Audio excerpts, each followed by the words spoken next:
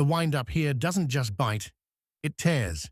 At 4,500 meters over the eastern front, the sky is a hard, pale blue, and the cold feels like it's trying to crack metal apart. The engine is screaming at full strain, the cockpit glass is frosting at the edges, and every breath tastes thin and sharp. You can almost feel the vibration through the airframe as the Soviet fighter shakes under stress. One moment, everything is control, altitude, speed, position, and the next moment, the world turns violent. A burst of cannon fire flashes across the pilot's view like lightning. The aircraft jolts. Something slams into the fuselage. The nose dips, the wings tremble, and the smell of burning oil creeps into the cockpit. If you enjoyed the video, don't forget to like, comment, and subscribe for more content. Lieutenant Viktor Talalikhin doesn't have time to think about fear. He doesn't even have time to swear. He's already moving, hands tight on the controls, eyes locked forward, watching a German bomber pull away into the night haze. The bomber is huge, confident, and deadly. A Heinkel He 111 flying like it owns the sky. And below them, hidden under darkness, is Moscow. September 1941. The city is bracing for another bombing run. Another night of fires. Another night of people choking on smoke in underground shelters. Talalikhin knows what those bombs will do because he's seen it. He's heard the distant thunder. He's watched the glow over the horizon. It's late evening on September 6th, 1941, and the air defense units around Moscow are on edge. Searchlights sweep the sky in slow, desperate arcs. Anti-aircraft guns wait like teeth pointed upward. Somewhere far below, trains still move, factories still work, and families still try to sleep. But the Luftwaffe doesn't care about sleep. Their bombers come in waves, hunting the capital. And the Soviet Air Force is stretched thin, throwing every available fighter into the darkness to intercept. Talalikhin is flying an I-16, a tough little fighter with a short nose and a wild reputation. It's not the newest plane anymore, not the fastest, not the cleanest in the air, but it can climb and turn like a knife in close quarters. The cockpit is cramped, the controls stiff, and at this altitude the cold makes everything feel heavier. His gloves feel clumsy. His face is tight with frost and sweat. The engine sound is constant in his skull, like a drumbeat that never stops. Ahead, the Heinkel bomber is trying to slip through. It's a silhouette against the moonlight, twin engines glowing faintly, tail guns scanning for threats. Talalikhin closes the distance carefully, aware of the bomber's defensive guns. One mistake, and the Heinkel will chew him up.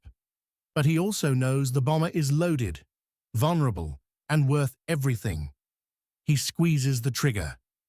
The I-16's guns chatter in short bursts. Tracers streak forward. For a second, it looks like the bomber might break, like it might turn away or lose height. But then, the Heinkel steadies itself and keeps going. The German crew returns fire. The air around Talalikhin snaps with bullets. One hits close enough that he feels it through the airframe. Another punches into his aircraft, and the plane shudders like it's been kicked. He fires again. Another burst. He sees sparks flick off the bomber's wing root. He sees the dark shape wobble. He's close now, too close for comfort. The Heinkel's gunner is awake, firing hard. Talalikhin's cockpit fills with the sickening smell of fuel. His plane is taking damage. He feels the controls stiffen. He glances at the gauges and sees what he feared. He's running out of ammunition. That's the moment the fight changes. The gunfire stops, not because he doesn't want to shoot, but because he can't. The trigger is dead. The drums are empty. The German bomber is still flying, still heading toward Moscow, still carrying its load. And Talalikhin is up here at 4,500 meters with a damaged fighter and no bullets left. This is the second where most men would break off. You can almost imagine it, turning away, diving down, living to fight another day. That's what training often says. That's what survival demands. But Talalikhin's eyes stay on the bomber. He knows exactly what happens if it gets through. He knows that on the ground there are people who have no parachutes, no armor, no altitude, only rooftops and streets and hope. His fighter shakes again. The wind whistles through a new hole somewhere in the body.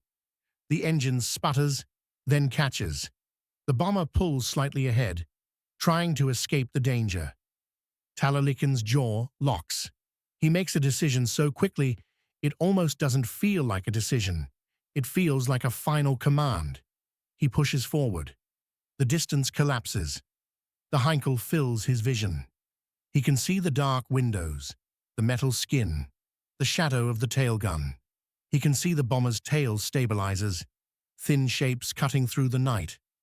Talalikhin lines up with the rear section, aiming not with weapons, but with his own aircraft.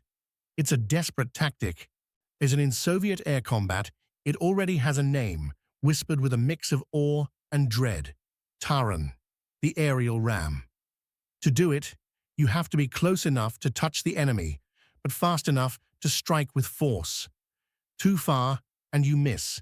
Too slow, and you bounce off and die anyway. Talalikhin tightens his grip and commits.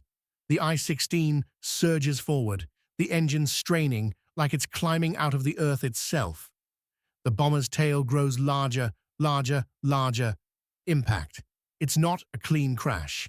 It's a violent, tearing explosion of sound and motion. Metal screams. The I-16 bucks like a wild animal. Talalikhin feels the shock travel through the fuselage into his bones. The front of his fighter clips into the bomber's tail section, ripping control surfaces apart. The Heinkel lurches, losing stability. For a split second, both aircraft are tangled in chaos, each spinning in cold air, the night becoming a blur of wing shapes and shattered pieces.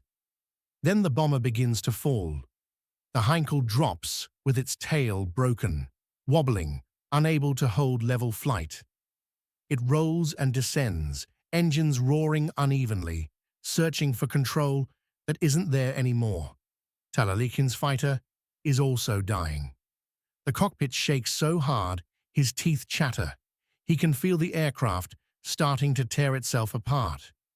The controls are fading. The plane is no longer a machine. It's a wounded animal in freefall. This is the part nobody talks about in heroic stories. The silence after the decision. The second where the body realizes what the mind has done. Talalikhin's aircraft begins to spin, and the wind noise becomes a howl.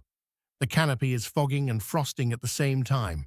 He's still alive, but the plane is finished. He has only one way out now, and it's the oldest rule in aviation.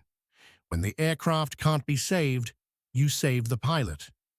He reaches for his parachute release, hands stiff with cold and adrenaline. The cockpit is cramped, the air whipping around him. He tries to push himself out. The slipstream fights him like a giant hand. For a moment he's stuck, half in and half out, and you can almost feel the panic rising. Not fear of death, but fear of failing after already paying the price. Then he breaks free.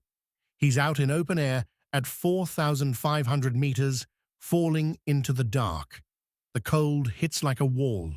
The wind tears at his uniform. The aircraft spins away above him, vanishing into night. For a heartbeat, everything is silent except the rush of air.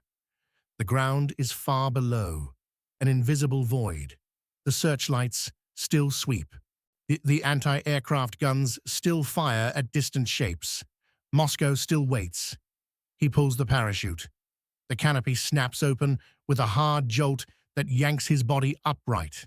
The straps bite into his shoulders. He swings under the parachute like a pendulum, breath punching out of him. He looks down and sees faint shapes, fields, roads, dark lines of trees. Somewhere in the distance, there's fire in the sky. The Heinkel bomber is going down, trailing damage, losing the fight it came to win. Later, Soviet forces will confirm the bomber crashed. The threat is removed. One aircraft that would have dropped its bombs on the capital is stopped in the air. Not by superior technology, not by endless ammunition, but by a pilot who refused to let it pass. Talalikhin lands hard, rolling into rough ground. His body aches. His lungs burn. He's alive. And for a moment, that fact feels unreal. As he gathers himself, he can hear distant engines and gunfire far away. The war isn't finished just because one bomber fell. But tonight, the sky over Moscow is slightly safer. In the days that follow, news of the aerial rams spreads fast, not as propaganda alone, but as a kind of signal, a message to exhausted crews and terrified civilians that the city is still defended, that the Soviet pilots are willing to do more than fight. They're willing to collide with death itself, if it means stopping the enemy. Talalikhin becomes a name people repeat, a young lieutenant who rammed a German bomber and survived. A story told in barracks and factories, in whispered conversations and loud speeches. It's not a fairy tale.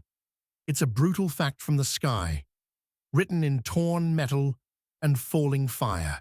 And when you think about that moment, 4,500 meters up, no ammunition left, a damaged fighter shaking under him, what's frightening isn't just the danger, it's the clarity, the way his final option appears, sharp and unavoidable, the way hesitation would have meant surrender, the way a single decision could change the fate of everyone sleeping below.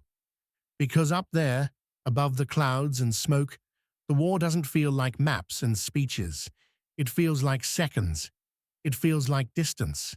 It feels like a bomber moving toward a city and one pilot realizing he is the only thing in its path. And that's why Talalikhin's story still hits hard today. Not because it's loud, not because it's polished, but because it's simple and terrifyingly human. At 4,500 meters, with the night freezing around him, he had one final option. And he took it without hesitation. If you enjoyed the video, don't forget to like, comment and subscribe for more content.